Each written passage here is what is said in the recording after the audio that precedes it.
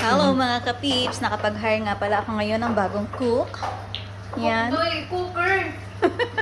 Mama, huwag ka lang mag-vlog, Yan. Konting oyster sauce at lamas-lamas. Ang lulutuin nga pala niya ay beef broccoli. Tingnan natin mamaya kung ano ang itsura ng kanyang beef broccoli. Ito naman ang mga ingredients. Meron tayong onion, garlic. Ito yung mushroom soup. Tinunaw ko na siya sa tubig.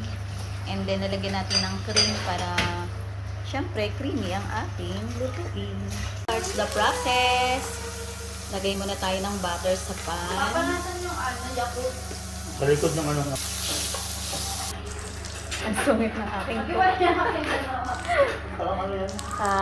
Iyan ang style niya. Sige, hayaan natin. Una daw sibuyas. Hindi mo nakikita pag nagluluto ng pancit, inuhuli yung bawang. Ewan ko sa'yo. Okay. Ayan talagang totoong nakakasarap dyan yung mga kamay niya.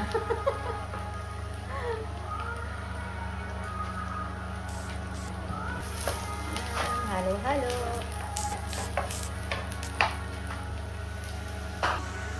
Next natin ang beef. Then stir lang natin para maluto hanggang mag-golden brown. Nilagay na ang cream. Ilagay na rin natin ang cream of mushroom. Then, halo-haluin lang. At ating tatakpan and lulutuin for 2 minutes.